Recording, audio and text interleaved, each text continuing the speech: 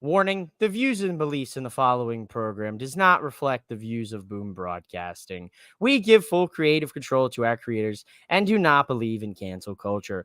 Viewer discretion is advised. Live from the MOWM studio, Boom Broadcasting presents The Nightcap.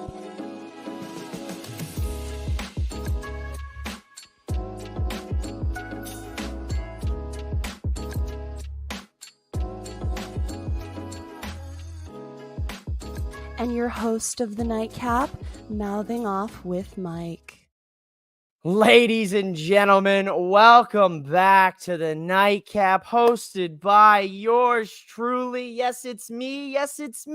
It's M-I-K-E. It's mouthing off with Mike. And now you're probably sitting there. You're probably getting back after watching some SummerSlam. Maybe you got the SummerSlam press conference in the background. But this right here is the biggest after party of the summer because we've got the Nightcap live on Boom Broadcasting, and I've got an action-packed, star-studded panel for you tonight. Yes, indeed. Let's go ahead and bring our first guest onto the Nightcap. We've got the Devastator. I've got the host of Derek's Wrestling Toys and Tees, Derek the Devastator. How you doing tonight, Derek? I am doing great. Hey, thanks so much for having me again.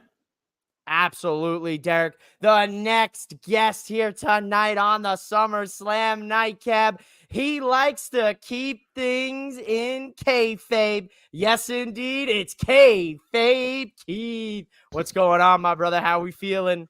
Hello. Very happy to be here. What an amazing SummerSlam. We just got to get into it. Let's get into it because we got another guest, and this man goes by the name of Top Notch. That's my good brother, Top Notch Dyson Bennett. How we feeling tonight, brother?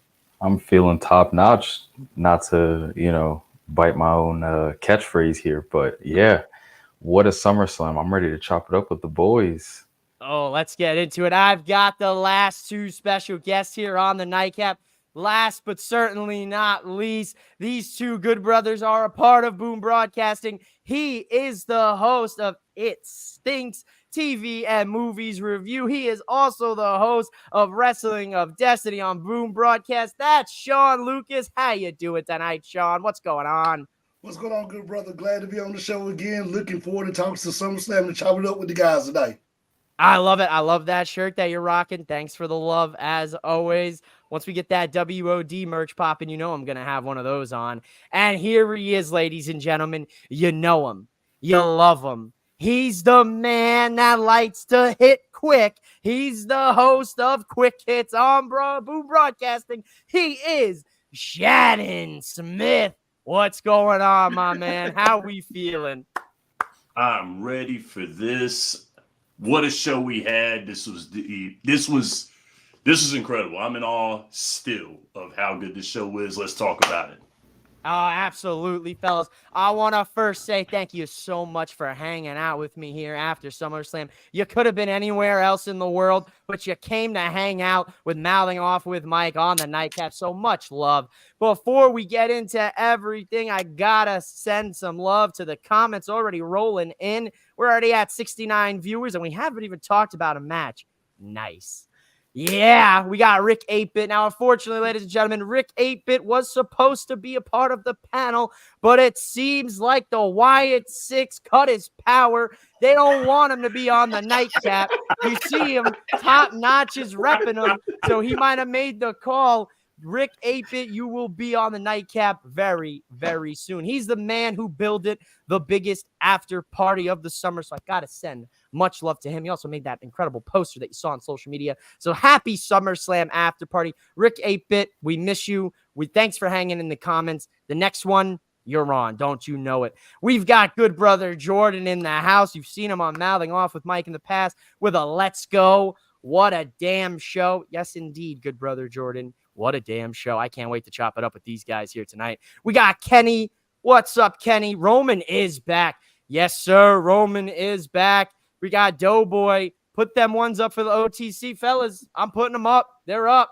Welcome back to the original tribal chief, Roman Reigns. Yes, sir, Kenny. Those ones are up. Well, fellas, I think I've talked enough. I think I've said everything that needs to be said. I think the show, that's it. We had a great show. Thanks. No, I'm just playing. I'm just playing. Bye, guys.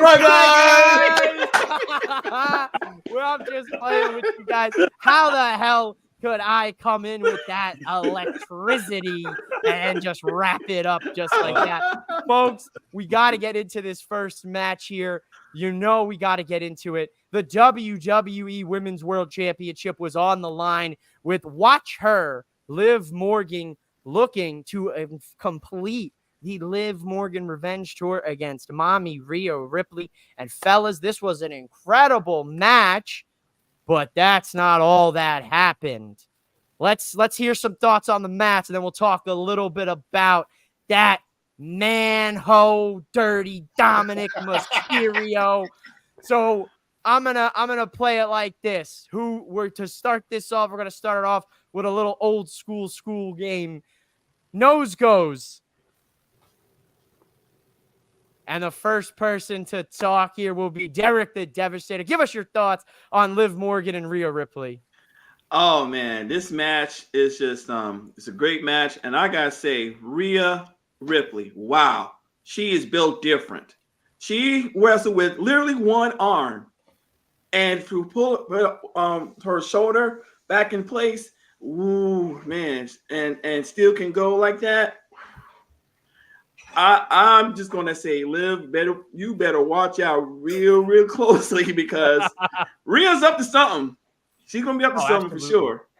Oh, absolutely. Here, yeah, Rhea wrestling with a bum shoulder. Derek points it out. Who wants to expand on the shoulder getting popped back into place? Not once, but twice. I'm gonna send this one to my man Shannon Smith. Shannon Smith, give the people your thoughts. Give them some quick hits on this one. That was impressive. You know, the work was impressive with Rhea Ripley, and you knew that Liv was gonna win the match. I thought, at least. I saw it coming that she was gonna win it. But the fact that this was one of Rhea's first matches coming back on a grand stage like that, and she just performed incredibly well. Mommy's good. She's good. Yep. So she's good. And let's expand on that here. I'm going to go to my man Top Notch, because he is in fact a real wrestler here on the indie circuit on the East Coast. So Top Notch, I want you to tell the people here a little bit about what we saw with that in-ring work. What'd you like? What were you kind of like, maybe this would have maybe hit a little bit different had they presented it differently? Let's hear those thoughts. The selling was absolutely perfect, in my opinion, on Rhea Ripley's part. I mean, even on Liv Morgan's part, but especially on Rhea Ripley's part, she did phenomenal. As far as the shoulder thing, I'm not sure if that was a real dislocation where she had to pop it in, or if that was a work. But she did a phenomenal job of making me believe that it was real. I was trying to really look at her shoulder to see was there a separation of some kind that anybody could notice. But I thought overall the selling in that match was beautiful, and we'll get into the end, but I just thought that specifically about that match. Really believable. Sean. Oh, all right, Dyson here, not to cut you off here. So that's what you liked. You liked the selling here. What was something in this match where you were like, I wasn't too much of a fan of? Was there anything that you weren't a fan of in this match? No, honestly, I thought they opened hot. It was a hard-hitting match. It was a phenomenal way to start the show. So I really didn't have anything that I didn't like about the match. Okay, I like it. Sean Lucas, what are your thoughts here on how this match kind of crescendoed? It was a good match, Mike. Good storytelling from both of them. Dom did exactly what he was supposed to do, and we'll get in there a little later on. But he done what he was supposed to do on the outside as the manager for Rhea, making that turn as it climaxed to the end. That shoulder spot, I'm going to touch back on that again. You mainly don't see women do that spot. If it was a work or if it was real. It's mainly a spot they let the men do on the show. I really thought that right there kind of put Rhea in another stratosphere of when it comes to when she's going to already be over, even over more now when she comes out on Monday night. I like it. Very, very valid points here. Good insight there. It's true. You know, we don't see the women do the fake shoulder pop out or like the real like fake injury angle too often. So I like it. I like good thoughts here. Kayfabe Keith. Keep it kayfabe here for the people tonight. I guess I'll give you the pleasure here of kicking us off here with the conversation of that bastard dirty Dominic Mysterio. Now listen, I'm gonna ask him this question. Dom initially grabs the chair from Rhea in the match. He wants to use it on Liv, and rightfully so. But he stops her and tells her you can't win the title this way. At that point, did you think Dom was going to inevitably turn on Rhea? No. At that moment, I thought that was where we were going to see the rift between Rhea and Dom, where it wasn't necessarily him turning, but her believing it as him turning when he was just trying to help her. So that's what I was thinking. And then when he did turn, I was like, oh, okay, we get best of both worlds, I guess. Okay, I like it. So let's do it. Ladies and gentlemen, Rhea Ripley has been screwed by that son of a bitch. Not my words, because for the first time in a very long time, Michael Cole dropping a son of a bitch on commentary. That right there, fellas. You want to talk about my little detail? I like those small details. That was one of my favorite small details. Michael Cole pushed to the level to call him that. Fellas, this image will live in infamy, and I'm just going to open it up to chaos now. What do we think about this? Dom like him crazy. Yes. Dom's a lucky man. Weeks. No, we got it. Dom is a lucky man. I will say that. He's a very, very lucky man. Both Rhea and Liv. Come on now. Yeah. Hey, man, my man's just here working, okay? He's just trying to get a paycheck. He's just doing what he has to do. And not to mention, he's got a shorty at home too. So he's got wow, he's working overtime, man. He's got the trifecta. Yeah. It puts more heat, more juice on it when they run it back, because they're going to run it back, whether it's on a smaller one or a bigger premium live event. But it just gives it more heat, more juice going into the match now, of knowing that you definitely want to see Rhea win and get that smack or get that punch on Dom at the end. Oh yeah. Oh, absolutely. But it's hard turning down to Liv Morgan, man. It's hard turning her. Real hard. Oh, you right about that? I'm so right. Listen, I'll pose this to you guys while we're staring at this this kiss here. That, my goodness, definitely didn't see it coming, fellas. I was in the department that Liv was gonna kind of manipulate Dom into helping her, with Rhea, which we saw, and then I figured Liv was gonna reject him here. But that does not seem to be the case. Now, do we think potentially Liv is going to end up throwing Dom to the side, or is there something more in the works when it comes to these two, what we've seen here so far? Anyone want to hop in on that one? Of course she is.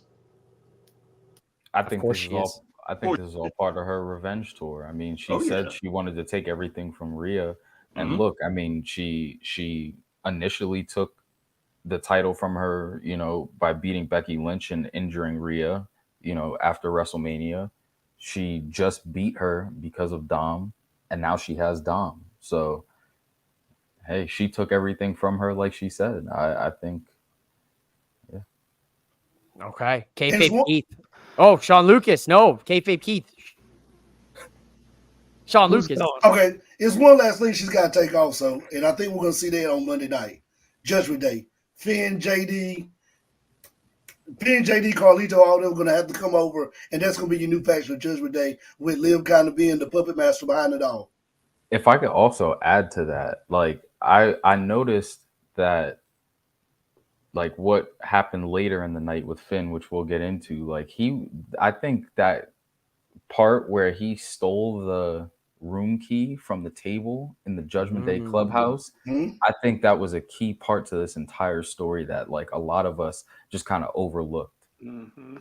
I Yep. was going to get into that when I was going to go. I think we're going to see, like what one of the comments says, I think Liv's going to try and take Judgment Day from Rhea. Oh, Yeah, Matthew with a this could good happen. comment here for the panel. Is Judgment Day done, or does Liv take it from Rhea? Who wants to tackle this one first? We got a two-parter. Let's hear it, folks. Not all at once, guys. I don't Not think- all at once. Yeah. I don't think we're technically done with the Judgment Day. It depends on where Carlito falls. Okay. Because I think JD McDonough is going to go wherever Finn goes. Finn has that connection with Liv. Liv now has Dom. Why not take the whole Judgment Day? Priest is not a champion anymore, and we saw the turn. We'll get into that later. Mhm. And Rhea has nothing now. I hate to say it, but Rhea has nothing. We're going to see that build back of her, and it's going to be amazing. Monday is going to be fantastic. Okay. Is the Judgment Day done, Shannon? No. No. No, wait, well, I would say Rhea's gonna still have her massive face turn. Like she is over with everybody, so she's gonna be a face all day long. Mhm. But I think that, it's like what Phil said, that I think that Liv is gonna take Judgment Day away from her, and that's what she's gonna have. I think they're still gonna be around, but without Damian Priest and without Rhea Ripley. So they'll be around, but it'll just be Liv having everybody. So like Sean said. So yeah, they're still gonna be around. They'll still be there. Okay. I like it. Derek, agree with Shannon? Do you think the Judgment Day is done, or do you think Liv will just take the mantle over? The Judgment Day is definitely not done. But I do agree that Liv's going to be the puppet master of this version of Judgment Day. Okay. I like it. Sean, thoughts here? I think, like we just said, she's going to be the puppet master, and it's easy for them to transition the tag title. And, you don't see that much in WWE, but it can be done. Transition it off Finn, put it on Dom, have Dom and JD be the tag champs, have Finn step out to be that leader that he wants to be since day one being the Judgment Day, to now go chase after Gunther and other people for that heavyweight title. So I think as it revolves, you're going to start seeing that window open up. Freebird rule. I like it. I like it, Sean. I like it. I think that's very interesting. I gotta go to this comment. Shout out to Doughboy. Which one of y'all house is Dom and Liv hiding at? Hey, Oh no! I'm gonna just No, go ahead. I'm not just gonna mine. say No. some good old lyrics here from good old Shaggy. It wasn't me. It wasn't me. It wasn't me. Wasn't me either. Wasn't me. I don't know where they're hiding out. I think Michael Cole alluded to maybe a presidential suite or the honeymoon suite somewhere in Cleveland. Yeah. So I don't know. They might be hiding. We could see Liv crossing Dom. Yeah, I think something's fishy. There's something in the water there with those two for sure. But Jay is going to be in Rhea's corner. Ooh, a little mommy and yeet action. It's been teased. Mm-hmm. Yeah. I'm not mad at it. Doughboy, it's at Sean's house. Uh-oh, Sean. Uh-oh, Sean. It's over, dude. It's over, dude. You're hiding. Oh, my goodness. Yo, Fellas. let me find out. No. Oh, man. I thought Finn would cost Rhea, not Dom. Ooh, I thought that at first, but when as the match kept going, then I knew Dom was up to something. Yep. Mm-hmm. I said this to Keith earlier, that I was like, you know what? I'm a small details kind of guy. I missed the small detail with Dom and Rhea in their entrance. I didn't notice it until halfway through the show when they gave us the highlight of the night and they, showed us the chair spot again. Mm-hmm. Dom usually wears Rhea's merch to the ring when they go together. Tonight, he wore only his merch, and I completely missed that until I kind of looked at it and I was like, dirty Dom. He's wearing his own merch. Usually he's always got the mommies on top shirt or something of the sort, and they match. So I was like, damn, missed a key little a breadcrumb that they were putting there for us. But Finn and Liv are not done. I think this panel is in agreement on that. Finn and Liv more than likely are in cahoots, and they're not done pulling those strings like you guys said. And okay, sorry. Go ahead, finish up. No, Derek. Hey, hop in, fellas. Listen, I'm gonna tell you right now. right. This is a big panel, so get your thoughts in. There's a little chaos here. All right. If history serves me right, before the Judgment Day was kind of formed, Liv or prior to the previous iteration of the Judgment Day, Liv Morgan, Finn Balor, and AJ Styles were together fighting against the Judgment Day. So there's a history between Liv and Finn. So put that spot on, consideration. Derek. Good shout out there, man. I like a good callback, and I hope they tap into that history with this whole storyline that they've got cooking up for us. But we're gonna get to this next match here because I know this one we're gonna want to talk about it. We got the Intercontinental Championship. Sami Zayn defending against Braun Breaker. In the words, get the dogs barking. Let's go. Get the dogs barking. Kind of like Tim the Tool Man Taylor up in here. Kind of like Home Improvement up in here. Somebody call him up. I knew the boys would appreciate that reference. That's a deep cut for the fellas.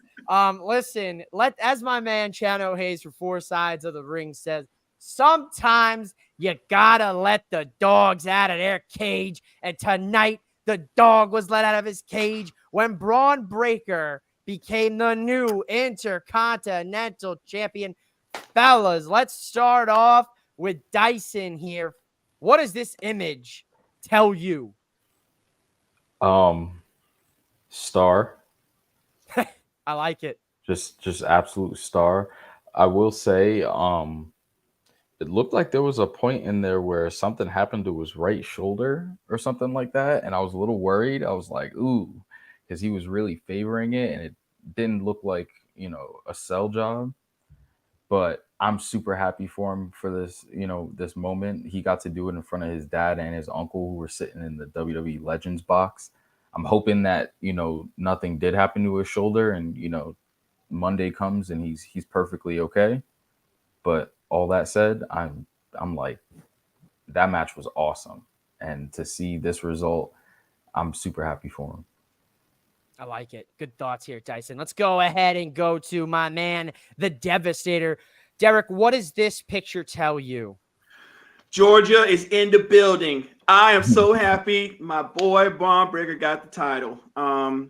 Well deserved. I mean, he was close in the last in Money in the Bank, but I think what he learned from Money in the Bank, he kind of went transitioned to tonight's SummerSlam and did a phenomenal job. So I'm very happy for him. I like it. Sean, what does this picture tell you? Well, it tells me one thing that I need to learn was patience. And I always talk about good storytelling, good building. I was on Mouth It Off with Mike a month ago, dropped the mic with Mike D. Perez on WOD, and I said they dropped the ball at the last pay-per-view by not letting Braun beat Sami there in Canada. But they did it right at this pay-per-view. Big win on a big main pay-per-view, one of the big fours. He beat Sami, I think, under 10 minutes when I go back and look at the time. And it lets you know that this guy right here is getting ready to blow off and go to the moon. Only one thing I didn't like about the match was if you got Rick and Scott there, let them win the match, use the Steiner recliner. I think that would have been the way right there to just kind of put the icing on the cake for this win. But as far as everything else, match was great. Outstanding job. Mike, if I could agree with Sean for a second, patience, that was a key word he just used. Patience is 100% correct because I thought the same exact thing that Sean did, and he's 100% right. We have to learn to be patient as wrestling fans, and even I as a wrestler should know that. But sometimes I get caught up in my fandom and have to understand patience is key, and he's 100% right. This was the exact moment that they should have done it, and they pulled the trigger when they should have. I like it. Tonight's lesson on the nightcap here. I'm gonna pop the image down for a sec. Ladies and gentlemen, tonight's lesson. If you're watching this, we've got a nice view, a nice crowd. The comments are rolling in. I love to see it. Keep sending those comments in. We're gonna keep answering those questions. We're gonna keep talking about what you guys want to talk about. But tonight's lesson is patience. Sean Lucas hitting on it, Dyson going into it. That's what it's all about in wrestling. And like, I know I sometimes get caught in my fandom, and sometimes you got to have patience. But I got to go to my man, the man with the quick hits. Now I'm going to throw him a curveball here with this image. Shannon, what's your quick hit on this image? Supreme storytelling with this match here. They let Braun Breaker go through a family tree of wrestling right now with the Steiner line, with the Frankensteiner, with the spear. I was looking for the Steiner recliner. I really was. I was looking for that because it reminded me of Wrestle Kingdom when Kenny hit all of the Bullet Club leaders past their finishes. That's it. Bloody, when he hit the Styles Clash, and then he hit the One Wing Angel, and he won it. He went through a family tree of his uncle and his father. And when I saw him do that, I said, it's done. It's a wrap. It's a wrap. He did that for his uncle and his father. You got to give him the title. That was supreme storytelling there, to let that young man live out his family through him. And that shows you that this is now going to the old school storytelling like we've had before, into new school wrestlers. And this is why wrestling is the ultimate gentleman sports. Yes, I was waiting for it. I was waiting for it. You guys make sure you check out Quick Hits, the ultimate gentleman sport. The man is always cooking here. Kayfabe Keith, I'm going to put it up for you. Finish us off here. What does this picture tell you? This picture tells me that this is a man with 141 2/3 chance of winning this match tonight. Agreed. I did the math. Agreed. I did the math. 141 2/3 chance, much like his father. It was nothing wrong with Steiner math. Nothing wrong with that. As Mike knows, I'm a big Sami Zayn guy. Huge. He is probably one of my favorite top 3 wrestlers right now. But I have to hand it to Braun Breaker. It's his time. I think Sami built up that story with him phenomenally. And I think Braun is going to have a great run as champion right now. And we're going to see it get defended a lot. Drop my phone. Absolutely. Me too. And Sami also, Sami put that man over. He did. He sure did. Yes. Absolutely did. And I was just about to say, Sammy's so like nobody's business this entire match.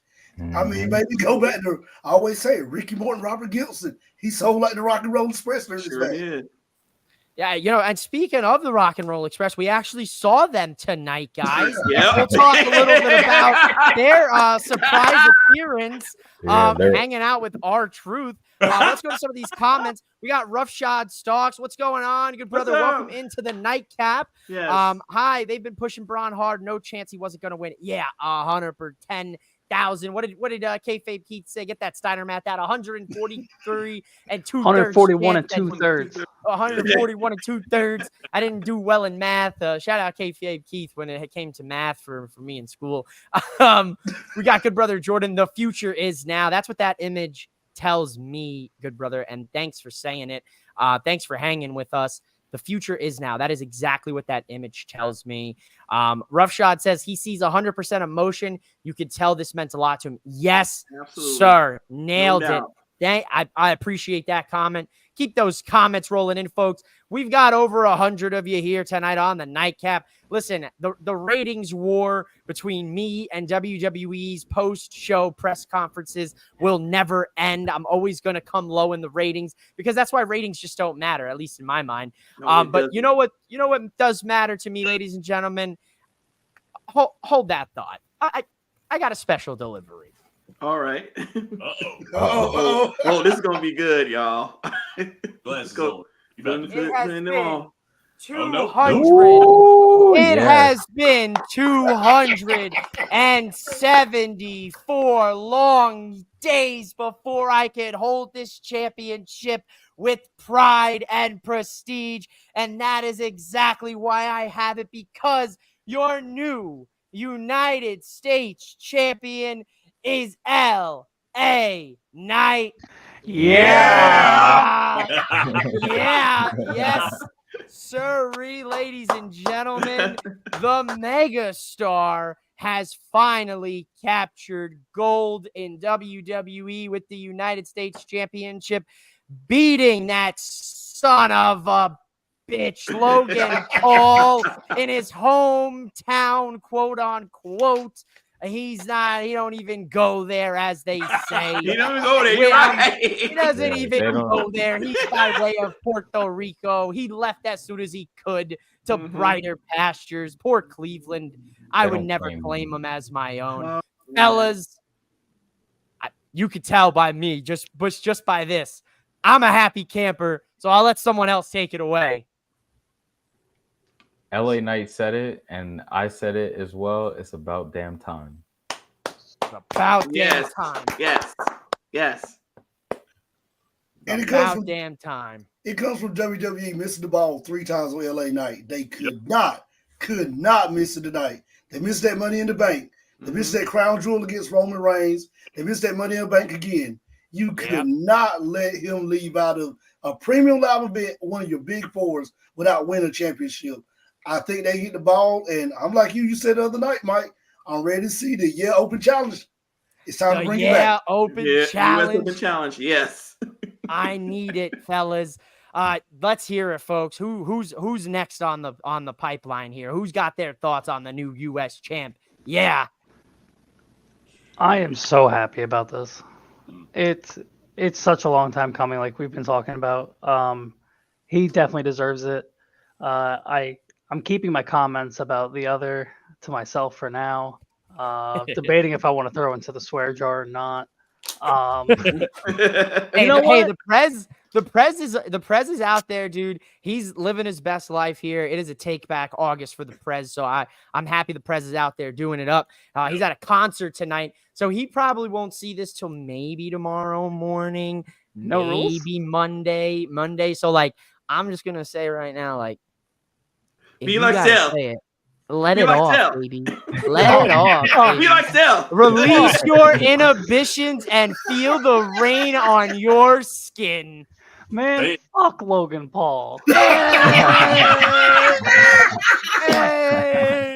Yeah. I'm so tired of this. Prime this or They put prime the that. title on a Oh wrestler. my God. That's the best part. They put the title on an actual guy who's gonna defend it. That's right. 100%. And Sure Slim did. Jim Sure is did. such a better product. Actual. Yes. And he's been, like I said, I agree with all of the panel that they really did good this go around with LA Knight, because the last few times you don't know how hot this man is. He's like white hot, and they dropped the ball on him, like they mentioned it a couple of times, but they have to do something tonight to make sure that he is a full-time wrestler who's doing his thing, not some flash in a pan Yep. super megastar or YouTuber who just gonna be there just to be there just to be there, you know. Exactly. It's a damn travesty, and I hate when title reigns become like this, where he has the third longest title reign for the U.S. title, and he defended the title twice. Right. Twice. That is so criminal. Like, we talk about, 2 steps forward, 3 steps back. That was a 2-step forward, 3-step back move. Like, at the time, I was like, yeah, Logan Paul, like, that's a good decision. And then Logan Paul went back into his old antics and, can't stay away from controversy. And then I'm like, you know what, man? You're going to have to reap what you sow eventually. And at the end of the day, he did what he had to do, put us a little bit bigger of a spotlight on the U.S. championship, but then he disappeared too often for my liking. So like Sean said, like we've all said, a real wrestler finally holds the United States championship. And I said it, folks. If you didn't catch, I don't know where I said, Sean, where did I say it? Did I say it on the nightcap? Did The I say nightcap. it on? It was a nightcap. I'm not I and say- on Mouth Off with Mike. It just goes to show you, folks, how much I'm just yapping out here. Love to hear myself talk. The Open Challenge, the US title Open Challenge has a nice ring to it. We got some yeahs in the chat. Yeah, Keith. Shout out, Matt. We got Doughboy. Say it with your chest. Why don't you? Been holding that in. Yes, sir. Man, If you caught the nightcap, you didn't catch a nightcap last night. I went a little rogue with the present appearance. Thankfully, my carrier pigeon got the 20 spot over to him in pretty quick shape. You know, I have to say, fellas, my pigeon was hauling ass, dude. I'm happy about this. I can finally hold this with pride and carry it around and take it with me to shows again. I know the baseball fans who may not be Yankee fans are probably like, no, you can't because you got those Yankee side plates. But when we win the World Series, I'll have double meeting on this title. We're forgetting an important part of this match as well. Mr. Cleveland. Mr. Cleveland. Yep. All right, Mr. hold on. Cleveland. We got to go sidebar. A couple SmackDowns ago, I had Kayfabe Keith on the show, and Kayfabe Keith, I posed him the question after Logan Paul said, I'm having this homecoming, and Mr. Cleveland will be there. And I asked the question of who is going to be Mr. Cleveland, and Kayfabe Keith, I hate him for it. He spoke it into existence. You know who he said? MGK. So, Kayfabe Keith, the floor is yours. You get to gloat live with this beautiful panel, and with all of these people viewing, you get to gloat and tell me and the people how right you are, and I told you so. I hate it. I don't like MGK. Oh man. I only knew he was but from no there Megan because of Fox. the Eminem beef. Yeah, he was like sick. I saw that man on TV. I said, dude, I'm gonna be sick. Of course, Logan Paul's losing this match now. You got the guy that was on the back end of an Eminem beef walking out with you. Yeah, come on now. Can't beef with Eminem and expect to come out on the other side smelling like roses. That's for damn sure. Nope. Kevin Owens, we did know he wasn't attendance tonight. KO, I really would have loved another power bomb off the stage or like onto the fans that was the stage area. Didn't happen. But Kayfabe Keith, you were right. You told me, but you hate it. So I guess it kind of, went back in your face on that one. Fellas, any last thoughts here on this United States Championship match? I will say my last thought is MGK, don't come around here unless you got Megan Fox with you, because that's the only reason I'll cheer for you. That's all I'll say on the subject matter. Fellas, any other thoughts on this? I will say one thing. I know we always crack on Logan Paul, but it'll go back to what I always say about the guy. If he took it a little more seriously, he's got the natural talent. He's got everything you need to be a star in WWE. Following, Instagram following, Twitter following, social media. He's got all of that. If he just could get in his head, get on some house shows, start working more harder, this guy could be a world heavyweight champion in WWE and carry them to a next phase. But it's just like you said, Mike, the controversy what keeps dragging him down. If he's coming back, I really want to see him get more focused, because he's got it in the ring. Get more focused and clean up the outside stuff, and you can build something with this guy. But hats off to LA, because this guy went and got himself over the old-fashioned way. Doing it by himself, not getting the push from the big company by the mega ones. Hats off to him for finally getting that reward that he deserved. Absolutely, Sean. I couldn't have said it better. That's all I could say. Fellas, all hail your queen, and I should say all hail your new WWE Women's Champion. Yes, indeed, we will bow down to the queen. Nia Jax has done it, ladies and gentlemen. She is your new Women's Champion. It took 3 annihilators, an insane sequence here tonight with Bayley. Fellas, what does this picture tell you? Let's start with Shannon Smith. Let's take a look here. What does this picture tell you? Tiffany Stratton is going to take your title away. That's what that's. No disrespect to Jax. But the fact that Tiffany Stratton is following her around is Thomas, Tony Storr, and Mariah May all together right here. That girl gonna turn on her and take that title away. Now, enjoy it while you got it. Enjoy it, because it's gonna be gone. Ooh, all right. Let's see here. Let's go to Sean Lucas. What does this picture tell you? Well, it tells me one thing, that they believe in Nia. And during the Vince era, Nia kind of was good, but more of a comic relief. Because when she did the leg drop, I was telling the kids, I remember when she did Mr. Leg Drop on the side bump of the apron, they always had a running joke with that, which I won't say on there. They had a running joke with it. Now she missed it. You don't hear the running joke. It's telling me they take her more seriously now. And I think they take her seriously because she's cleaned up. She had that dark cloud over her being a hard worker, dangerous worker. You can start to see now with some of the moves that she used. She used the $1 Million Dream in the Cobra Clutch in this match. I've never seen her do that before. I think they're taking her seriously because she's taking it more seriously and getting herself better. So, but I will say what Shannon said, Tim Stratton's going to cash in on. It's coming. Ooh, I like it. I like it. Let's go ahead to Top Notch Dyson Bennett. My man, what does this picture tell you about anything? I will say what I see from this picture is a well-deserved victory. But as the other guys on the panel have said, she needs to watch her back because, Tiffany Stratton, it's Tiffy time all the time for Tiffany. So she's looking to cash in. I already know that. That's going to happen for sure. But well-deserved victory for Nia because, as Sean just said, she was kind of like the I don't want to say the laughing stock, but definitely, more on the comedic end in the Vince era. And I definitely agree that she has not only improved on the mic, but she's improved in the ring. Her whole presentation, the way she is as a character now is completely different from what I remember her being. I was not a fan of her before. Now I am a huge fan of hers. Yeah, this was a great moment to see for her. I like it. I like it. Let's go to the Devastator. What does this picture tell you? This picture truly tells me that she did put into work when she got back, and it shows. It shows that she really was doing great, trying to improve her skill set, and it shows tonight.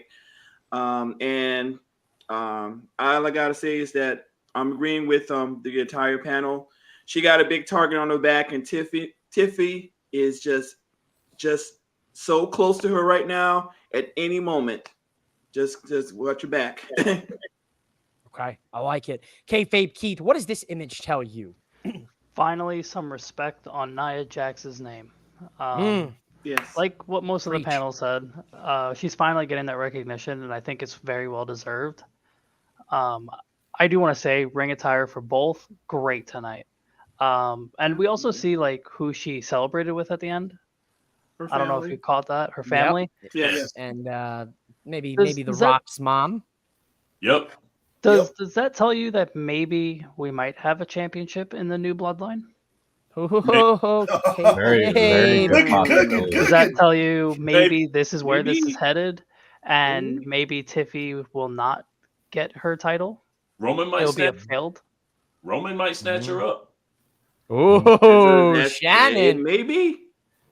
Listen, fellas, don't threaten me with a good time here. Shannon Smith himself knows that I was on Out of Pocket with Michael Davis and himself on a Top Rope Tuesday all the way back in March, maybe around that time, springtime. And I said, when are we going to get some women in the bloodline? Kayfabe Keith, don't tease me like that, sir. You're on this side. I always do the camera flips. So I'm always doing this way. I'm always pointing to nobody. I'm just, this way. There he is. He's over there. Don't tempt me with a good time here because I would love to see that. If Roman recruits her to the new bloodline. No. Not Roman recruiting her. It would be Solo recruiting her. Oh. She celebrated with The Rock's mom. Because she's a heel. Yeah, so that's right. And she's a heel too. So, yeah. But then that would also possibly lead to a failed cash-in by Tiffy. Oh. Oh, so Yeah. you got to pick your That's a poison on long- that one. Yeah. Do you want to see Tiffany with a failed cash in and Nia in Solo's bloodline, or do you want to see Tiffany have a successful cash in and Nia not be in Solo's bloodline? That's an interesting. That is.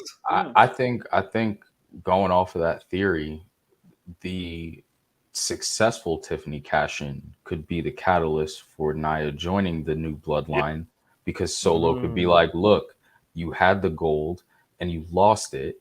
Come with your family and we will get it back for you. True. Yeah. Oh, True. okay. I'm not mad at that. Hold on a sec, fellas. You're cooking. Sean, what you got? So if you set that up, do you go grab Naomi Trinity and put her with Roman's bloodline? Who is married to one? Who's married to? Yes, absolutely. Heavy one, yeah. Oh, So then you have that woman bloodline match. There you go. 100%. I need There a you go. cigarette. Hold on. Oh my god. Oh my god. I don't know if my heart can handle. You guys are toying with my emotion. Y'all missing one thing. Roman gonna have the glow in his stable. Hey, I said it first, Sean. There you go. It's a photo finish, folks. We'll have to go and check the footage. We'll have to do a little referee review here. Guys, I said this a long time ago. I was not in the Nia Jax fan club. I had said, send her to NXT, let her work on what she needs to work on. I couldn't handle it, man. I was like, she's hurting these gals. It's not right. I have changed my tune. I will go out there and start the Nia Jax fan club, and I will be the proud president. I will wave the flag. I will say I was wrong 1,001 times because she has won me over this run. I am a big Nia Jax guy now. She came out, Kayfabe Keith said it. She was serving see you next Tuesday tonight. And I have to say, she looked like $1,000,000, and Bailey did as well. Bailey sold like her life depended on it for Nia tonight. Sure Bailey, guys, that power bomb. Come on. Wow. Golf That's clap. amazing. Give the woman a golf clap here Absolutely tonight. crazy. Blow out the people's ears if they got headphones in. It's over. I'm sorry. I mean, I've probably already done that like 5 times. You gotta love the enthusiasm from your Italian brother here. Fellas, that picture tells me that a woman has come back. She has proven the doubters wrong. She's proven the skeptics wrong. She has been given the ball. She is going to run with that ball till she can't run anymore. And I am so happy for her. Well deserved. Give it up for the new WWE champion. Yeah. Absolutely. Because Shannon Smith likes to say, wrestling is the ultimate gentleman's sport. But tonight, it is the ultimate women's sport, because that was what it was all about, doing the damn thing. Now, talking about respect, gentlemen's sport, this next match had none of it. There was no respect. There was no love lost. There was no love found. There was pure animosity for all 3 of these men. And I'm talking about CM Punk taking on Drew McIntyre with special guest referee Seth frickin' Rollins. Now, I don't have a picture to ask you guys, what does this picture tell you? Because you know what? I forgot to find We don't one. need it. We don't I need don't it. need it. Yeah, we don't need it. We're good. Because, ladies and gentlemen, this was phenomenal storytelling, and we're going to start off with Kayfabe Keith. Kayfabe Keith, tell the people your thoughts on this match. Wow, that was a great match. I loved it, all of it. I loved Seth doing whatever he wanted to do, calling what he wanted, what he didn't want.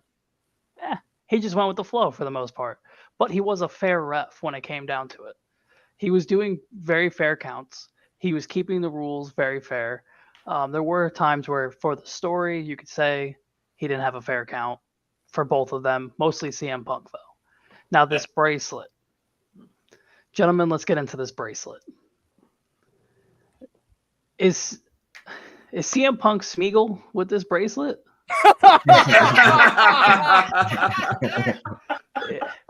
I love CM Punk, but my man is my precious with this. I respect it. Wow. Hey, man, I respect it. I got a wristband I wear every day. I respect it. But my man, that cost you a whole match, your first match back. Yeah. Yeah. Yeah. He took his eye off the prize here, fellas. All right, let's get into the bracelet. The bracelet is the all-encompassing part of this story. Drew McIntyre steals it from CM Punk. CM Punk absolutely wants this thing back. And then during the match, Seth Rollins picks it up and puts it on himself. And CM Punk takes this completely wrong. Sean, what did you think about Punk seeing Seth wearing the bracelet and just losing it? Well, I think it set something up for Punk himself when he done it. You know, you needed that. But to kind of go back with Kayfabe Keith said, we have not got the significance of what the bracelet means to Punk. You know, we know it says Larry and AJ on it, but I want them to tell me something like, this is the bracelet he won when he won which they won't say it, but when he won the AEW world title back in AEW. Or this is the bracelet he done something spectacular with to give it someone, okay, Seth's got this bracelet. I see why Punk's now is pretty much giving up the match to go back and get it. That's the only thing I didn't like about it. I wish they could have had some storytelling on that back end, but the match was good. I mean, I was impressed with it. No shenanigans like I really thought we were going to see with Seth, but I was impressed with it. Okay, I like it. Let's get into it here. Dyson, what are your thoughts here on this match? Storytelling. It like long-term storytelling has been kind of like a thread in this entire panel throughout the night. And I think we saw the perfect example of it with CM Punk and Drew McIntyre and Seth Rollins. I mean, to focus on the bracelet specifically, I think there's even layers to that. Like the bracelet signifies the same way Drew McIntyre kept taking his eye off the ball because he was worried about CM Punk. That's CM Punk's kryptonite. That's what he's taking his eye off the ball to worry about. And that's exactly what happened tonight. And it was just phenomenal the way Seth played his part, you know, because as the other guys have said, he was pretty, you know, fair. He called it pretty much straight down the middle. And with the exception of, you know, some of the other little, you know, story elements where he was like, yeah, you guys go ahead and, you know, do your thing outside and yada, yada. Like he called it down the middle, you know, regardless of the fact that he hates both these guys. But I like that he allowed them to beat the crap out of each other because he hates them. So why not see two guys that you can't stand fight each other, you know, to the death, basically. So I thought that the storytelling in this and the storytelling for this entire rivalry has been perfect. I like it. Shannon, what's your quick hit here on this match? We had a lot of details, a lot of storytelling, like we've said, and a little bit of some therapy here. What's your quick hit on this match? Am I the only one that saw that Seth Rollins shouted out HBK in that match when he lounged on the ropes? Oh yeah, no, yeah, I saw that. Yeah. That match And he also did with the chair shot. Yeah, that match was 97 SummerSlam all day long. I thought he was going to do it. 97. It's going to happen. They're going to do this, and he stopped. And I was like, okay, good. They're not going to replicate this, which even if they did, it wouldn't be bad because, you know, that was a classic match in itself, you know, with Shawn Michaels, Bret Hart, and The Undertaker, which, like I told MD on Out of Pocket, that what is going on with CM Punk and Drew McIntyre is Bret Hart and Shawn Michaels in 97. This is what this is.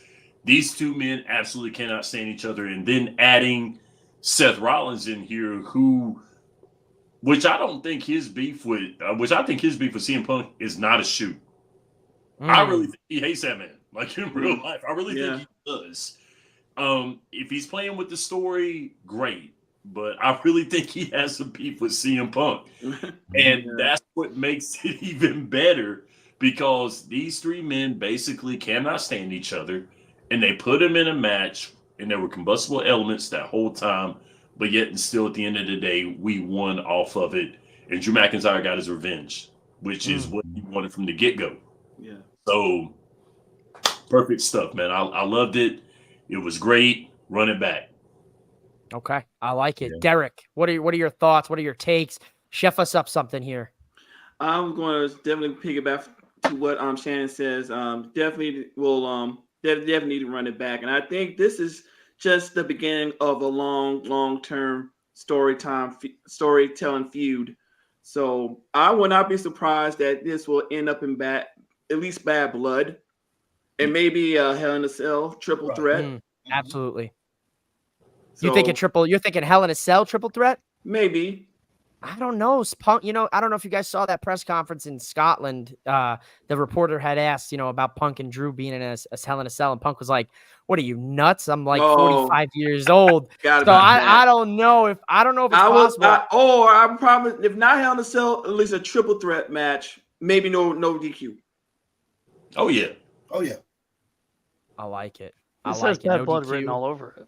Yeah. This 100%. does have bad blood written all over it. I think dog collar match. Give me three stages of hell. I was just about to say, give me 3 stages of hell. 3 stages, yeah. Either that, yeah. John Lucas, what are your thoughts here? Good match right here. I like to see if they're going to run it back. I know they're going to run it back, but if you're going to go that way, give me an old school leather strap match. Leather strap, yeah. You got to go touch every turnbuckle with it. Give me that. Ooh, that is good. That would be awesome. That is a hidden gem of a match. That's why Sean Lucas, you guys should be listening to Wrestling Destiny. He's coming. He's got you. He's cooking, dude. His conversation today about the territories, go listen to that. Great insight, some great knowledge there. Matt says, why doesn't he just get a new one? Listen, Michael's Craft Store, shout out Michael's, same namesake, right? No relation. I don't have Michael's Craft money. If I did, I probably wouldn't have a podcast, right? At the end of the day, we go over, get those beads. I used to be a raver back in my heyday. We used to make the bead bracelets, the candy, as they call them. So, he could make a new one, but there's some special significance. I want to say, hey, Drew McIntyre pulled that out of his trunks. What's up with that? Where was that hanging around, Drew, Mr. McIntyre? And then everybody's just so quick to put it on, like, hey, I'm just saying. Hey, we got a new good brother. Shout out to everyone in the chat, including Boom Broadcast. Keep up the good work on the channel. Appreciate it. Shout out from South Bronx, another BKL Contreras, aka Sport Entertainment Guy. Shout out from South Bronx. We love it. Appreciate it all. Is my part. Everything is wrestling. Yes, indeed. Fellas, you're in the right for place. me, this match cooked. This was everything I wanted and more. We have depth in the story. I've been begging for the triple threat. We're now getting it. But the sentence that needs to be said, ladies and gentlemen, is CM Punk screwed CM Punk. If he does not hit that GTS on Seth Rollins, there is the chance that he wins this match. But once again, he took his eye off the prize. He was fixated on the bracelet. He came into this match with the notion that Seth was out to get him, when in reality, you guys said it, Seth called this match right down the pipe. Not one on the other side, one on the other side. He let them beat the shit out of each other. He let them get that hate out. And Seth said it on the panel, the pre-show panel. He's an equal opportunity hater. Now, Seth, I nailed one half of the Seth referee fit. I know. I'm sure you guys have heard me say this, that I wanted a little, make me feel some things as a wrestling fan. And Seth came out with the bedazzled ref jersey with the lace stripes on the ref jersey. I nailed that. I called that, but I was wrong on the pants because he went with the, as CM Punk called them, the sparkly Sabu pants. I know we're not the fashion police, but any thoughts on the Rollins referee fit tonight? Because I thought it was chef's kiss. I loved it. The pants looked ridiculous, but I thought the shirt was awesome. The shirt was awesome for sure. The pants, I was like, yo, why couldn't you go with like black sparkly pants? That would have looked like fit the referee look a little bit more. But hey, he's a visionary, for a reason. I wanted him to come out with that Liv Morgan bodysuit that she rocked at the SummerSlam press conference. I will say, if I wanted to see the ode to Shawn Michaels, I wanted to see the booty shorts. Yes, you can look at me funny. You can look at me funny all you want, but we all wanted the booty short. Yeah. The outfit. I liked it. I love the outfit. Hey, I think Mike, I think you could rock that outfit, honestly. Oh, get No. stop blowing Come smoke, on. bro. You're blowing smoke I'm like so a happy to be chimney on in the winter nightcap. time. The nightcap it's so near and dear to me. I love the Yeah, what- nightcap. You would look great in that. Get me on more. Yeah. Dude, your nose just changed the color. I don't know. It's a shade of brown right now. I don't know. Don't do him like that. Don't do him. I shouldn't because he could low key come out here and hit me with the U.S. title and become the new U.S. champion if he really, really wanted to. What about the cover outfit he had on? I'm gonna tell you one thing. It's funny enough. Mrs. Mouthing off with Mike literally said it right before Michael Cole had a chance to say it, and I'm just gonna say it twice because I don't want to say it 3 times. Yep. Beetlejuice. Oh God! That's all I really can say did. on that. I really did.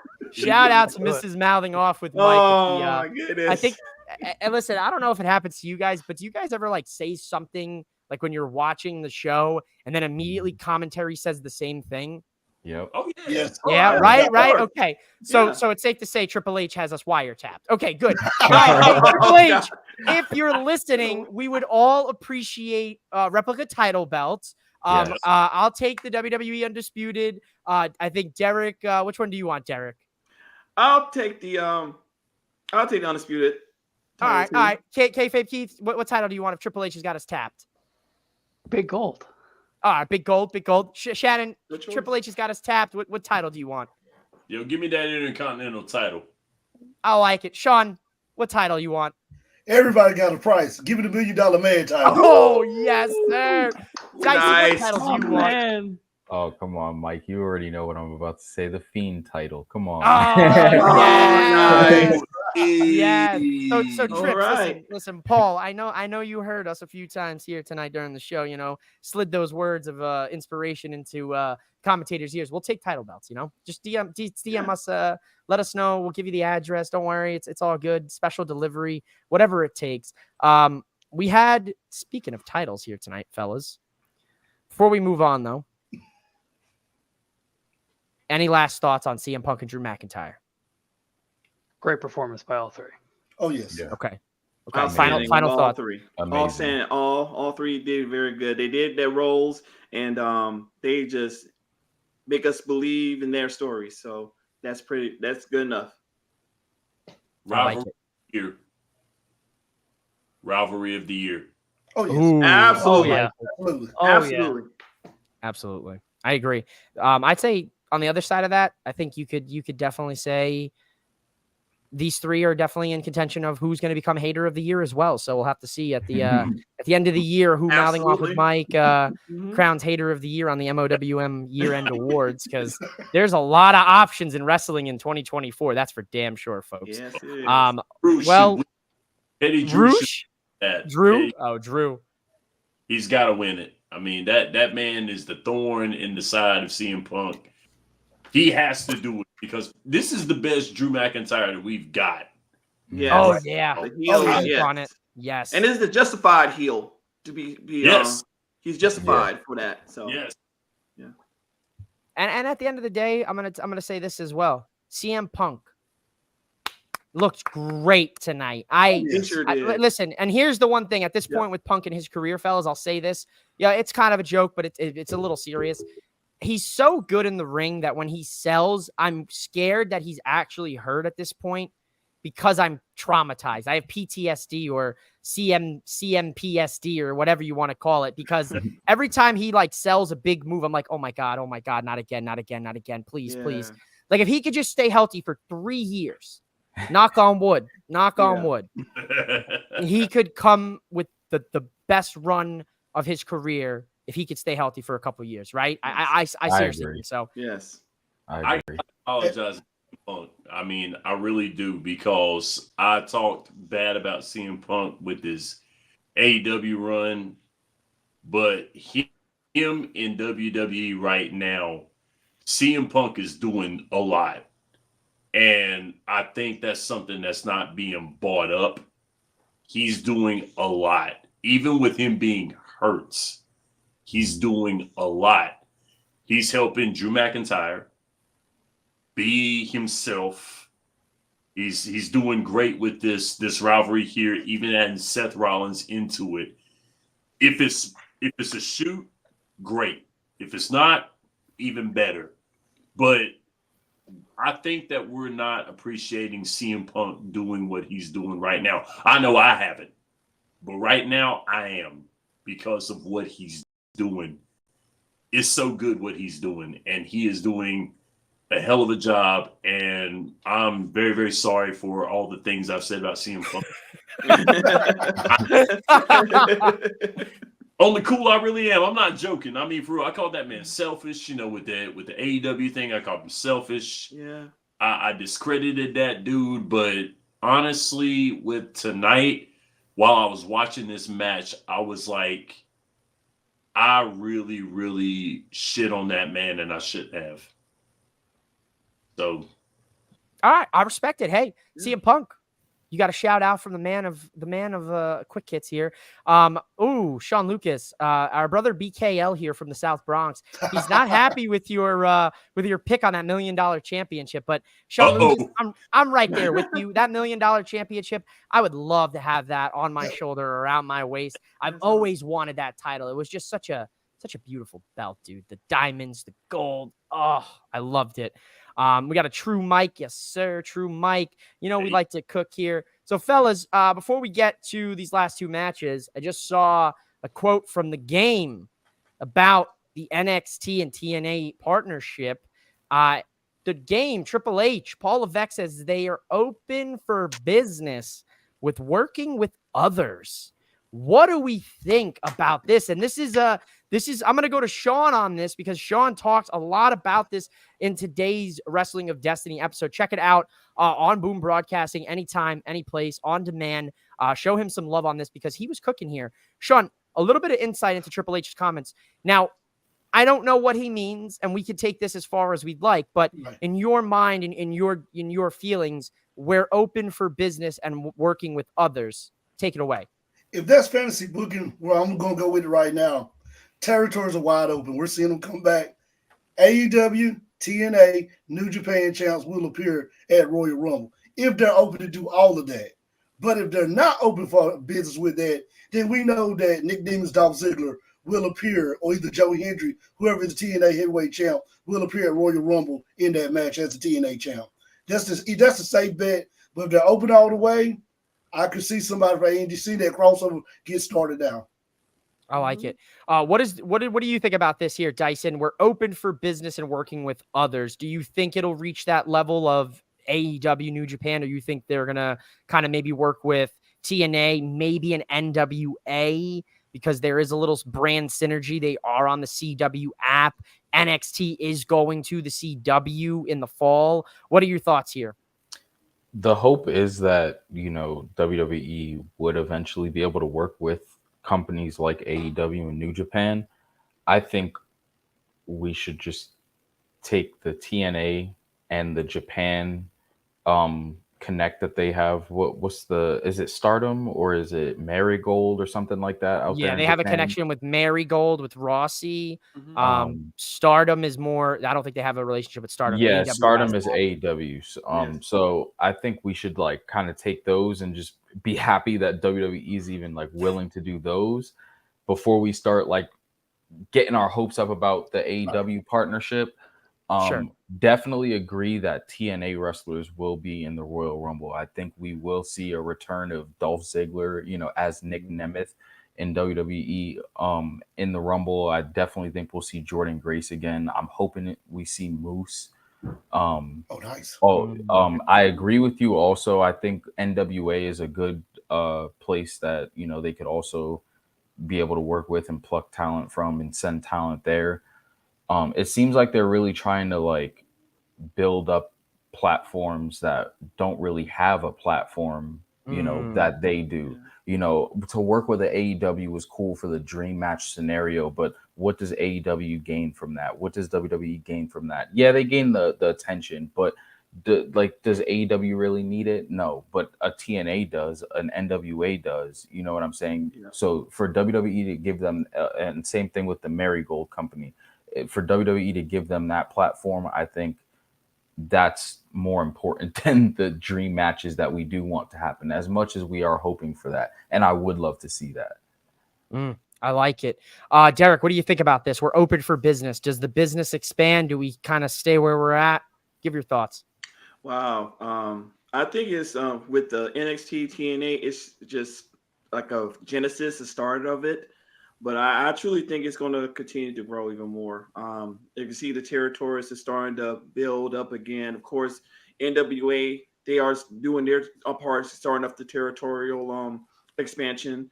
So anything is possible. So I like it. Anything is possible. Shannon, thoughts? I should have known that Nick Aldis had something to do with this, the signing of Nick Aldis. Oh, yeah. That Agreed. was going to happen. But, of course, none of us knew because we just figured Nick Aldis was going to be in a GM role. I figured he was going to wrestle. Right. But I want it. Yeah. Right. I mean, he didn't. So we were like, oh, okay, cool. He's a GM. What is he going to do? And then all of a sudden we start seeing NXT wrestlers popping up, like, TNA wrestlers popping up in NXT. And we're like, is this really happening? Are we really getting this? And, the fact that Joe Hendry is one of the most over wrestlers right now in the daggum world because of this, maybe it's because of this, maybe it's not because of this. I don't know. But I will say that the partnership with WWE is the reason for him being over, or it might not be. But I would say we should have saw this from the Nick Aldis sign. And hopefully that's what does happen. And NWA does need a boost from TNA and WWE. The fact that they have good talent that may not be watched on a daily basis because people don't watch the wrestling on YouTube. People want to watch the wrestling on TV. And the fact that you have an NWA that could use that is important. So you got to start there. The AEW matches, I really like what does the AEW have to gain from this? We don't know. Us as fans are going to gain from this more than the business is going to gain from this. So they have to look at themselves on that standpoint. But an NWA needs something like this. The TNA needs something like this. So you got to go there, and that's the smart move. So great.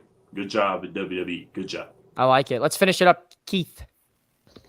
Does this mean we're going to see Matt Cardona coming out with Chelsea Green? Yep. Oh, Yep. Please. I love it. Listen, they've sent people to Bloodsport. They've sent people to Yeah. GCW, so I would not be shocked if maybe we saw something with them. This is tremendous for the industry as a whole. Like everybody's been saying, we're now going to be able to watch these wrestlers that are fantastic wrestlers on a now national platform. They're going to be able to get these views. Like Joe Hendry was over. He was so over before he came to WWE, before he went to NXT. Yeah. Now he's just beyond over. He's surpassed the moon over. Yeah. I think giving that platform to these wrestlers is just we're going to see so many great characters coming out of this, great storylines down the road. We have so much great wrestling for years to come because of this. If you go to every sporting event, if you see Joe Hendry, like a sign that says Joe Hendry in his face mostly on sporting events, you're over. That's I saw it at the Olympics. And they don't even know who he is. There's some people that's like, oh, shout out to TikTok. And they don't even know who it is. So you're like, oh, who is this guy? Like, oh, you don't know who Joe Hendry is? We didn't know he had exactly. The people love Joe Hendry. They believe in him, fellas. And I believe when Triple H says that if what he believes is to be true is coming true, the best is yet to come, he said tonight on the post-show press conference. So something is cooking. I don't know what that was in relation to. I just saw him say that quote here on the press conference. So things are very interesting. We've got 2 matches. Let's finish strong here, fellas. Let's finish strong. We got the WWE World Heavyweight Championship. Damian Priest, El Campeon, is defending against the ring general, the king of the ring, Gunther. And I'm just gonna start this by saying, round of applause to Damian Priest. In my personal opinion, he proved the doubters and the skeptics wrong. He had an incredible title reign from WrestleMania to now. I enjoyed it. It got him over. But let's do it, folks. We got it. You know, I'm gonna ask the panel here, what are their thoughts on Gunther becoming the new world heavyweight champion? Let's start off with Derek, the Devastator. What does this picture tell you? It tells me that it was just a matter of time before Gunther becomes world champion. After the 666 days Intercontinental title reign, I just knew that it's just a matter of time that he's going to be a world champion. So big ups to Gunther. I like it. Let's go ahead and dial this one to our man, Sean Lucas. What does this picture tell you? And then we'll get into a general discussion about this match with everybody here. So, Sean Lucas, what does this picture tell you? It tells me what Gunther's been saying since day one. The mat is sacred. Restore order back to the sport of professional wrestling. It's not sports entertainment. It's professional wrestling. Like I said, hats off to Damien. Will not call him a transitional champ. Will not dare say that because he was not that. When I think of transitional champ, that's the Iron Sheik with Hulk Hogan. Damien was not that, but he did a good job. And I go back to what I said earlier on WOD today. They needed to reward Damien for the hard work he put in, starting with that Bad Bunny match in Panama. He put over Bad Bunny. What person that is a WWE superstar, and Bad Bunny showed that he could wrestle that night. Won't knock that. But what person wants to take that role or have to put over an entertainer? He did that. Every house show I went to, Damien was working the main event. He deserved that title. Like I said, we'll not call him a transitional champion, but it was time for Gunther. Now we're getting ready to have a long title reign with Gunther as the champ. I like it. All right, let's go here to Top Notch Dyson Bennett. What does this picture tell you? Man, a battle, hard fought and won by Gunther. I thought this match was absolutely phenomenal. I think this was probably my favorite match of the night. Just how hard hitting it was. I thought that although I did kind of predict this like a little while back, like that the way this was going to go down, it happened exactly as I thought with Finn turning and everything like that. But I just thought this match was perfect in terms of like the physicality. For me, it showed me that Damian Priest has like a really true aggressive side. Because I mean, we're, as a worker, like you have to show that aggression, but like Gunther, I think really brought it out of him. And I thought it was like the Battle of Behemoths. It was perfect. I like it. Shannon, what does this picture tell you? The belief in Gunther is real. The fact that the Intercontinental Championship run that he had attributed to him winning the world title, that says a lot. Now, hats off once again to Damian Priest, who proved that he can go, who proved that he can be a champion. But in the pecking order, you had to go with Gunther. When the fact that they're now looking at the fact that, look at this guy being an Intercontinental Champion. The fact that he held it longer than anybody in the business ever. There's only been 6 guys who have held the Intercontinental Championship for a continuous reign of more than 1 year, and Gunther is that guy. So it's the pecking order is there, and the pecking order is getting back into wrestling. The Intercontinental Championship is going to show that you're next. That's right. And that's a good thing. Yep. Good shout, Shannon. Keith, wrap us up here, and then we're going to get into this match. What does this picture tell you? That picture tells me it gives me a question. Walter who? He has come so far. Right. He has come so far from where he was. Right. They both have, both him and Priest. It was I know I say phenomenal a lot. Hey AJ, how you doing? But it was a fantastic match. Fantastic match, and we got what we wanted from that. I think my Peacock subscription, Mike, you let me know if it was worth paying for. I think tickets. The good old cock. because Good of old that cock. match. Watching SummerSlam on the cock. That is the peacock. Hey, man. Listen, wait till we hit October. It becomes Peacocktober again. There Yeah. you go. Yeah. Yeah. Yeah. Oh, the nightcap is upon us. Yes, it is. But I think they both got to show both of their strengths. I mean, let's be honest. Gunther got thrown around a little bit there. I don't Oh, think. yeah. Yeah. I think this was one of his toughest opponents yet. And I did say to Mike during the match, I'm happy somebody can finally be eye to eye with Gunther for a title like this.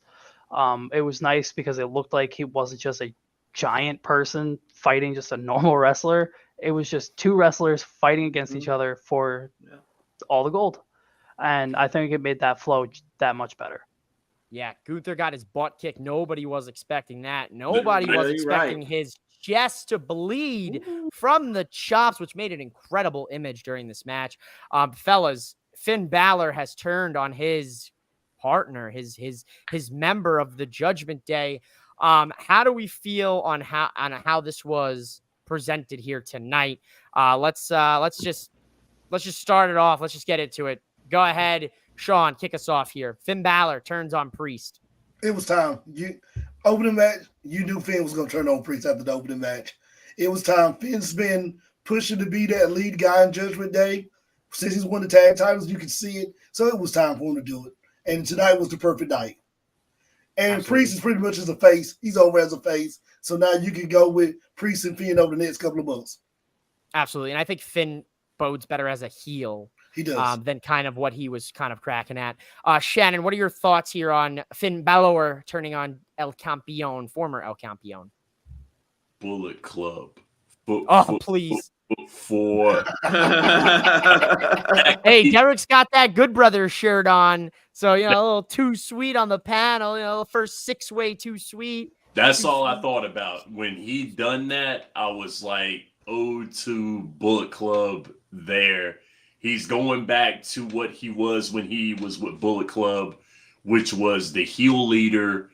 I think that's what it was. It was a power struggle the whole time of who has it, who doesn't have it, who's the leader, who isn't the leader. And that, to me, just solidifies it there. I love heel Finn Balor more than anything. I really do. Face Finn Balor is not bad, but you've got some wrestlers that are just good as heels. And Finn Balor is a wonderful heel. That's what I thought of. I thought of the Bullet Club around that time when he was a heel leader of Bullet Club. He doesn't have his Bad Luck Fale just yet. I think that, JD McDonough is more of a stooge to him. Yeah.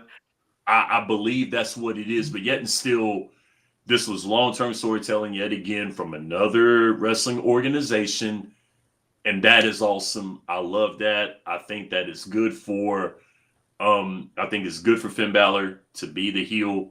So I was good with it. I liked it. I like it. Let's go, Derek. What are your thoughts here on Finn Balor? Well, I can say he is doing a great work as a heel, and if he's doing like he was as his heel gimmick in NXT, he's going to be extra dangerous. Oh, yes, sir. Dyson, thoughts here?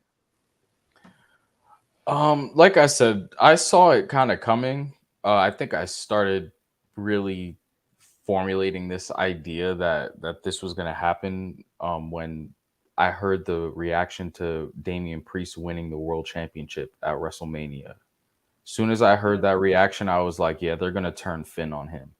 And so because I knew that like it was too big of a reaction for them to not lean into Damian Priest being a face. And then like with the whole Dominic Mysterio Liv Morgan thing, he was always the one, hey, Dom, like chill out. Yo, stop this.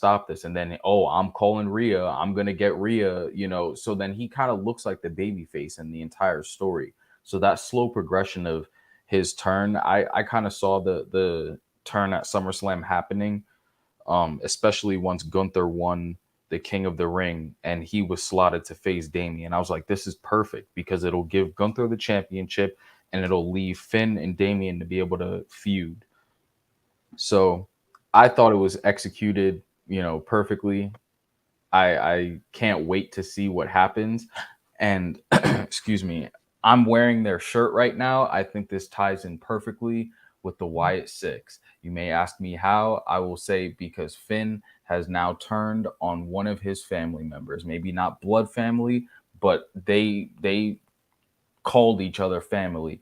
And I think I even saw like a small detail on Raw where I don't know if it was Raw, but on the Judgment Day sticker that was on like the wall or something like that, it was written liar. Now I don't know if that was Liv when she trashed the thing. I don't know if that was her that wrote that or if it was the Wyatt Six because they know what the Judgment Day has truly been up to. So and Finn just recently said in an interview he'd love to do something with them, so it's not out of the realm. Okay, let this man cook here. Okay. I'm gonna tell you guys right now, Shannon, you tickled my brain with that Bullet Club talk. Don't tempt me with a good time. Don't threaten me with a good time because I would love to see the club reunite, Finn Balor, get the Good Brothers in the fold, man. Maybe you throw AJ Styles on Raw. Maybe you reunite them. I also would absolutely love to see Finn as a total, just absolute menace heel. We know that the story's coming. Finn going after Priest now. Priest is coming for that man, and that's a reason why he lost this title because he was so focused on that man and what he just did to him. Dyson, my resident Wyatt Six expert. I'm so happy you brought that up because this Monday, the Wyatt Six will make their in-ring debut against the Creed brothers and Chad Gable. And you know what? You hit the nail on the head. I would love to see the Wyatt Six come for Finn, Liv, Dom, maybe JD McFunko Pop Head. I think Carlito skates by because like Carlito really isn't like officially a part of the Judgment Day. Carlito's cool. Yeah. Carlito's just cool. Exactly. He's just cool, man. Yeah. The comments have taken a wild turn of events. I'm not gonna share the comment that I just read. It kind of shocked me. Why not? I mean, there you go. There you go. Yeah, I mean, this is why I don't really. Bye, guys. That they might pull the I don't know what's going on there, dude. Listen, you got your 5 seconds of time, so there you go. Congratulations, you did it. This is why I don't root for the Mets. All right. Yeah, I mean, wow, yeah, what a time to be alive. This is the Nightcap, folks. So I guess, hey, like Shannon said, just show it. We're gonna show it. Now Might as well. I mean, dang, I wish you wouldn't have now. Yeah, I mean, I wish I wouldn't have either, but at the end of the day, you asked, so hey, Now we're here. Yeah, now we're here. This match was incredible, and I'm gonna say something that's gonna be a hot take. You guys might not like this one. This might have been one of Gunther's best matches in WWE. No, you're not bad for that. No. Yeah, I agree. You pierced the armor when you busted that man open. You pierced the armor because they said he's beaten 6 men. He's been undefeated since he's lost the Intercontinental title.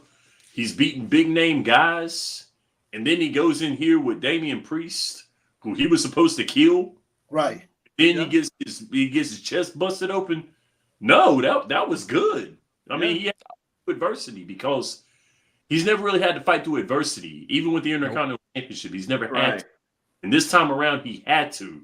So there you have it. So that shows you that he can do this because he's fought above everybody, and he's looked like a monster amongst everyone when he had the Intercontinental title. Even after he lost it, he was the same way.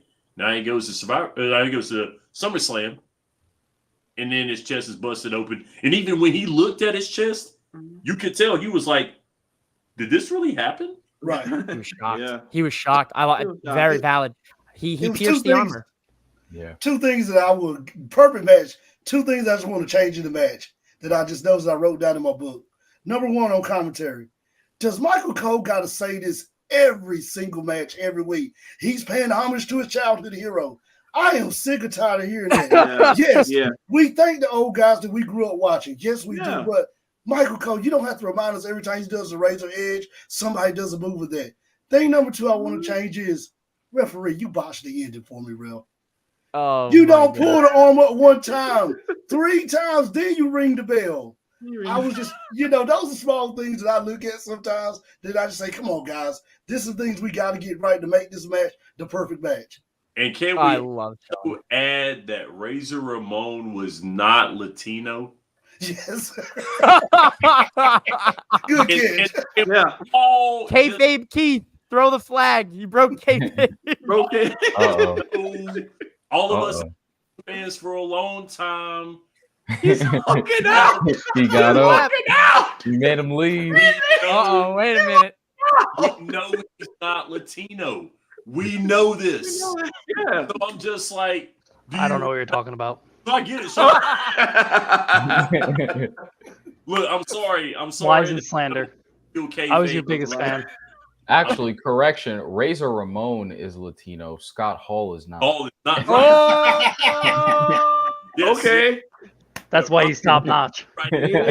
That's it. Dude, I love it. All right, folks. Sense. All right.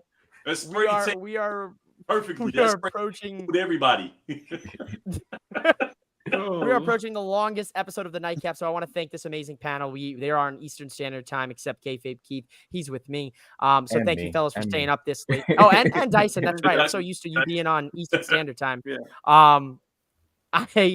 I just want to hit you guys with this one. We're gonna go round right away. We'll start with Derek because he's on my first. We'll go to Keith, Shannon, Sean, finish with Top Notch. It's everybody's favorite time. It's fast count time. How long does Gunther reign supreme? Derek, give me the days. How long does Gunther hold the World Heavyweight Championship? I would probably say around 700 days. Wow. Keith. 496. Wow. Shannon. We'll go 500 days. He won't go past his Intercontinental title run. It'll be 500. Interesting. Sean. 1,000, but won't beat Roman's reign. Wow. Oh. Wow. I thought I was getting higher than that. I didn't think we were going to go over 700. We have went over. Wow. We are in the 1,000 range now. Wow. Dyson, how long? Oh, man. I'm going to say till Survivor Series. Wow. Okay, so till Survivor Series. Not this year. Survivor Series next year. Oh. Okay. Survivor Series next year. So that would put us at about just over 450 some odd days, let's just say. Yeah. So we'll put it that ballpark. Chat, we've got over 150 of you in here tonight. I know you can hear me. I know you can see us. I know you can see the question, how long does Gunther reign supreme? Tell me how long Gunther's title reign lasts. All right, let's see. We've got a 250 from Doughboy. Shout out 250. We think our brother from the South Bronx, it could be more until we watch Summer Royal Rumble. Okay, Royal Rumble. Any other body? Any going once, going twice? How long does Gunther's title reign? Over 1,000, under 1,000, going once, going twice, and sold. Ladies and gentlemen, we're moving on to the main event. At least a day. He'll have it for at least a day. We got there, guys. I'm gonna tell you, I think Gunther will reign supreme for approximately 460 days. I'm going to put it right at that ball. Okay. So next year. And we're going to go ahead and get that out of here. See you later, alligator. The final match here on SummerSlam, we've made it, ladies and gentlemen, is the WWE Undisputed Bloodline Rules match with the American Nightmare Cody Rhodes defending the championship against that fake-ass tribal chief Solo Sikoa.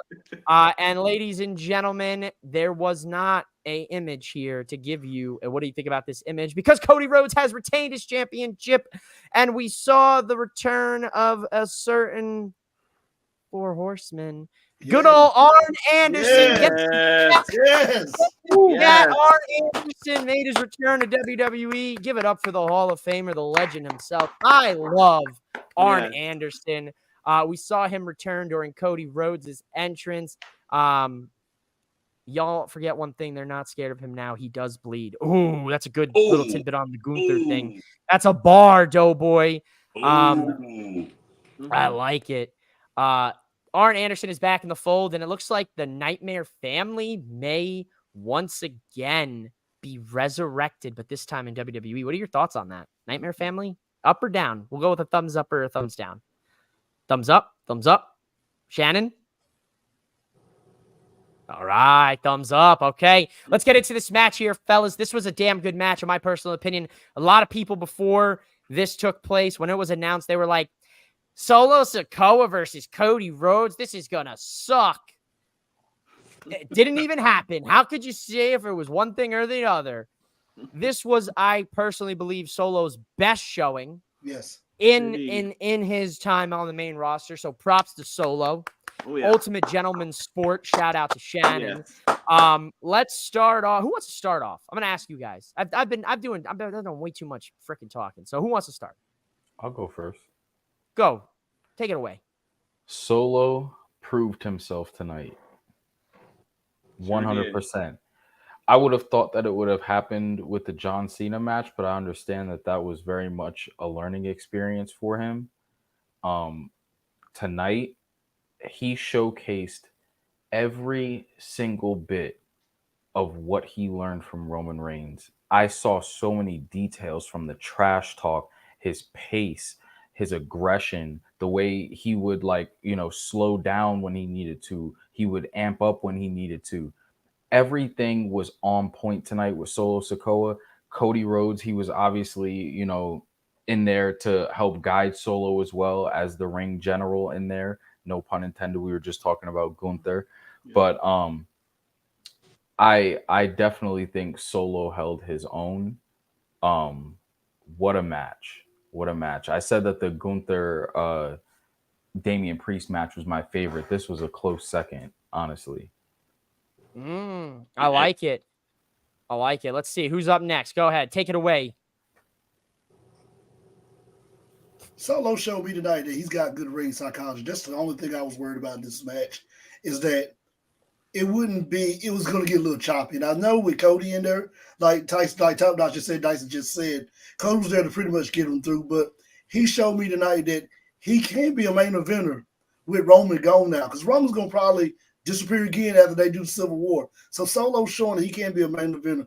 Love the Cody interest. Think they should do that interest for him on every big show. Now one thing about WWE, they'll wear it out. But on the big ones, start from the bus, let him walk in. And when he did the intro, I was sitting there saying, man, if only Double A was walking beside him, it would just feel even better. Then we got Double A. I was like, that was it right there. But great match. Solo showed out tonight. I still will say one thing. I think in the future, Jacob Fatu is going to bypass Solo. I still think that. Now, I don't want to cut agree, you man. off, or I don't want to stop anyone else from giving their thoughts here, but I do want to say Jacob Fatu took a gnarly bump during that moonsault or that splash on the table. Yeah. I think I don't know. Nothing has come out from what I've seen since we've been live. I don't want to speculate, but I do not have a good feeling the way he clutched at that leg, fellas. I'm scared for him, and I don't want to see him. Yeah. I'm very nervous When they took the about that. When they took the camera off of him, You do that kind of was like he might really have hurt himself.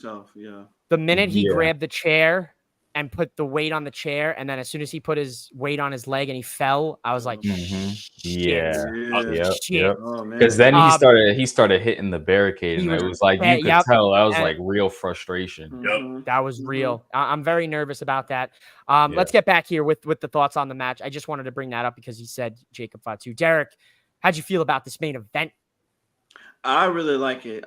This is just everything is the build for this match is just great, and how it all played out, especially in the Bloodline rules match.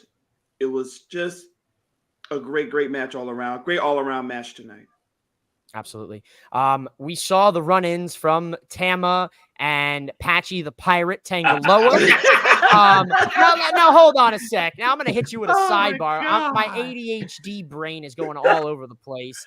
I'm out here just raw dogging life, 100% ADHD. But we're never gonna do it. What?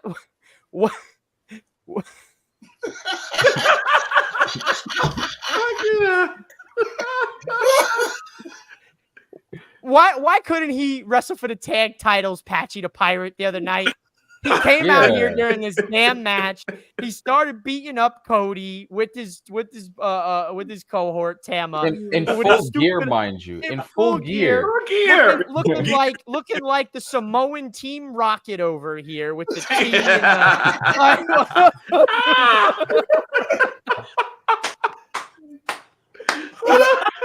So I'm like, what the hell's going on here? Where's Meowth? Get Meowth up in the building. Oh, for the love of all. He said that's enough. I'm out. They have killed him in WWE, guys. In New Japan, he was taken seriously. I mean, they might as well just give him the bicycle and tell him to ride back down the ramp on the bicycle like he was in the first WWE. They have killed him, man. Oh damn! Oh damn! My man had a Tongan playing a Mexican dude. What? What was going on, dude? What the hell was going on back? Ringside News show him being helped to the back by the ref, and he is lipping like he can't put too much pressure on the leg. Damn it, Doughboy. Tonight you received the award for bearer of bad news. Oh man. We got Doughboy, bad news Doughboy, giving us some tough news when it comes to Jacob Fatu. Where were we before I took us off track here? Who was Who's got thoughts? Who still hasn't talked that has thoughts on this match? Because we got one final thing to discuss, and it's going to be cinema. It was a great match. I think they both looked great. I think the entrance for Cody was awesome. Shout out to Pharaoh. Shout out Pharaoh. Shout out Pharaoh. Yeah. Yeah. Shout out Pharaoh's Pharaoh. Pharaoh, you're adorable. When I saw him walking Pharaoh, I knew it was over. I knew This is Pharaoh's last rodeo. This is his last run on the road. So pour one out tonight for Pharaoh as he's going to go retire and hang out with Libby and Brandy at home, which is well-deserved for Pharaoh. He's a very good boy. Fellas, the Tongans, Jacob Fatu, Kevin Owens, Randy Orton. It was WrestleMania Junior tonight with all the run-ins. I'll just go to the thumbs up or thumbs down or the thumbs in the middle. Two, should we have kept the run-ins to a minimum, or was this okay? Was this the right amount of run-ins? Thumbs up, thumbs down. Right amount? No. Sean Lucas is in the middle. Is he going to hit me with a little Randy Orton evolution, or is he staying in the middle? I'm staying right there. He's staying right in the middle. I'm going to say thumbs up. It was just enough. We didn't need the Undertaker, John Cena, or anybody else coming out. Shout out to Tito Morella. I know Keith got that one. It looks like our boy BKL said, don't make me break the table like Bully Ray. Get the tables, or in the case of Carlito, get the baby oil. But fellas, a picture is worth 1,000 words. He's back. Tribal Chief. The original. The original, the only tribal chief that matters is returned. Put those ones up, and proud to put them up. Yes, I am a Cody fan, but I'm a fan of just good wrestling. So I'm a general wrestling fan, just like this entire panel is. And I can respect and appreciate the real tribal chief. The only thing missing by his side was the wise man, fellas. Yes. What? I think we're holding him off, but would you have liked to have seen the wise man with Roman tonight? Yes. Yeah. Without a doubt. Without a doubt. I was asking, is he with them? And I was very disappointed when he was not with them, because I could just see Paul having that devilish smile. Yeah. Just in the back, just like, yes. Yep. Guys, It- hands like this. Mm-hmm. It's going to be amazing, and I hope we get that sooner rather than later. Mm-hmm. Can So, we get his old music back? yeah, new what music, the hell? The new music just is not it. Yeah, Get I It's the How old not does- music him. back. That You new beat me music. How You how beat does me Def to it, Rebel Sean. fuck up the only good Hey, theme Oh that my they God. fucking had, and they screw the pooch again? Again. Give Yeah. Braun Wait, Breaker wait. 8 themes. Wow. So what's crazy is, sorry to cut you off, Mike. What's crazy is that was actually the you were there too. That was the WrestleMania theme he used. But Oh. that's just the non like live performed version of it. It sounds horrible. It Like Yeah. I was like, no, like we needed the OG tribal chief theme. Yeah. You know what I'm Yeah. saying? Like We that did- would have hit so That would've hit hard. so- Like yes. I was watching this clip on Twitter. That time when Roman came down, he almost did like the New Jack kind of entrance, in the sense of like he just beat everyone's ass while his music was playing type shit, and it was like the ultimate like God mode entrance. Yeah. Dude, I was like hoping for that moment, and although we sort of got that, the new theme was horrible. So yeah, sorry to cut you guys off, but that No, dude, you're good. This is New theme good. was terrible. Roman Reigns has made it very, very clear tonight. He went right after Solo Sikoa, that fake ass tribal chief. I'm gonna put my one down for Solo Sikoa, that fake ass tribal chief. And he speared this man's soul from his body. And it is clear and evident that the OTC is here for that wannabe tribal chief. Fellas, he helped Cody Rhodes. He helped Cody Rhodes retain the championship. he didn't something want to that I though. You didn't don't want You to. didn't want He- to. His to. face, if you watch, he was It's a- staring Cody down. Cody. He wanted to Oh, give him a little bit of it too, He's but staring. Mhm. he held off because he knew the bigger picture. Yeah. Roman Reigns, big fan of PEMDAS, ladies and gentlemen, because order of operations in this Yeah. feud is Solo Sikoa number Yeah. 1.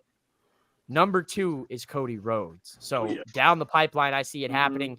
The Roman Reigns return is going to open up a lot of doors here, fellas. We did not see the return of one Jimmy Uso, which I predicted would happen during this Mhm. match instead of Roman. I figured Roman would come out after and face off with him, but that was not what happened. No Jimmy Uso.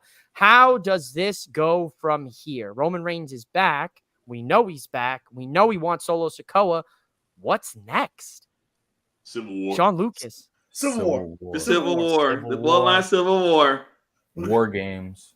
Yep. That's There what you it's go. gonna be. War games. War games. games. Ah. Perfect. Perfect.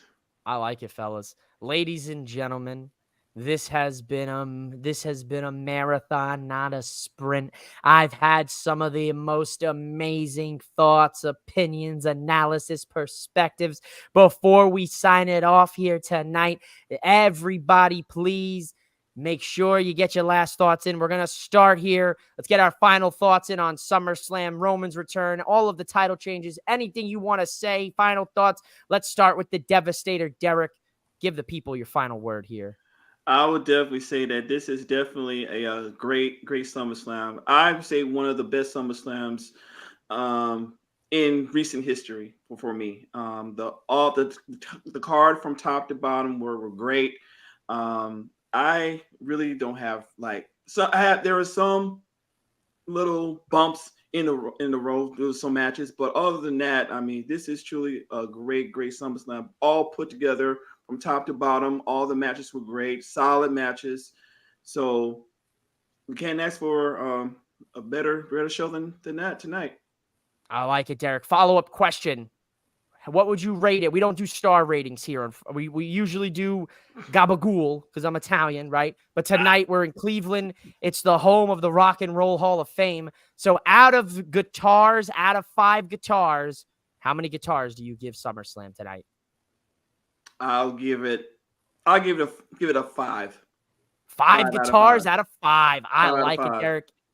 Kayfabe Keith, final thoughts on SummerSlam, and then rank it out of the guitars, my brother.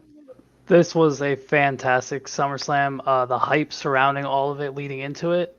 For me personally, I got out of work early. I was supposed to get out when this premium live event was supposed to start. I got out about an hour early. Was able to get home in time. I loved every second of it. It gets 5 out of 5 gabagools or guitars for me. Loved it. I like Yes. it. Shannon Smith, host of Quick Hits. Tell the people your final thoughts, or should I say your final quick hit? How about Pat McAfee on commentary? I'm a commentary guy, Yeah. and Love I that. good commentary. Pat McAfee was top notch again. I don't know if he gets I don't know if they give him enough kudos for what he does, but I loved everything that he was saying. Like, he threw a lot of good punchlines in there, a good analysis. He's done great. Give Pat McAfee his flowers for what he's doing. And I'm going to go 5 gabagools for SummerSlam. Michael Davis was saying that this SummerSlam has the potential to knock off the SummerSlam of 2002. Wow. I really think that it comes very close. You have to talk about this SummerSlam for a while. Yes. So I Absolutely. can say 5 out of 5. Good job, Paul Levesque. Good job, WWE. Good job. We as fans, we won. I like it. Sean, my man, host of Wrestling of Destiny and It Stinks on Boom Broadcasting. Final thoughts and rated out of gabagools, I guess, or guitars, whatever you're feeling tonight. I know we've had a couple different rankings, which I like. I like it. All you need is 7. Previous SummerSlams in the old regime, 10 to 12 matches. Sometimes feel like a crash course. 7 good matches. 7 good matches with good storytelling. Not long matches, but just the right time for every match. Very impressed with SummerSlam. 5 out of 5 guitars, 5 out of 5 gabagools. Just a good show right here. And I said it earlier before we went on the air. They raised the bar for AEW All In now to have to compete against. Yes. Yep. Good Yep. shout there. Last but certainly not least, he might have to take some liberties here with Shannon Smith for saying top notch about Pat McAfee, because there is only one man who is top notch, and that is Dyson Bennett. So Dyson Bennett, give us your final thoughts on SummerSlam. Give us your rankings out of guitars, gabagools, maybe Wyatt Six Masks, whatever you're feeling. Well, first things first. Don't worry, Shannon. I won't hit you with a copyright strike for that.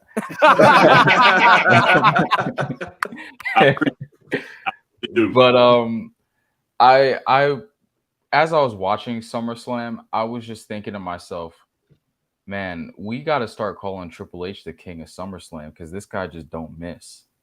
Like straight up. That's I true. mean, no show is Facts. ever going to be perfect, but every SummerSlam that he's been in charge of has been a hit.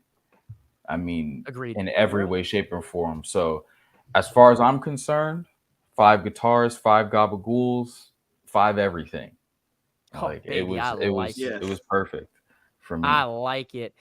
Ladies and gentlemen, I'm gonna hit you a little swerve here. SummerSlam might honestly be one of the best SummerSlams. It definitely comes up very close to what Shannon said with 2002. I'm gonna give it, because nothing in life is perfect. All right, I'm a firm believer in that. Nothing can be a 5 out of 5, so I'm gonna give it 4.8 guitars out of 5, just because that's my personal beliefs in life. Nothing is perfect, because if things are perfect, there's no room for improvement, right? So you got to. So I like it. I like where your heads are at. So I'll throw the curveball at you. I would say 100%. This was definitely like 10 for 10 on the bad Cleveland Browns quarterback scale. Definitely there in that regard. This is a good question. Would you imagine Jim with Bobby the Brain? Are you talking Jimmy Uso? Jim? Just Jim? I don't know. Good question, I guess. Bobby the Brain, shout out. We love Bobby the Brain Heenan. What a mind. Fellas, tell the people where they can find you.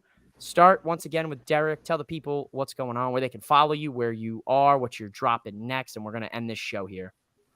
All right. You can find me on Instagram and TikTok under Devastator_Derek78.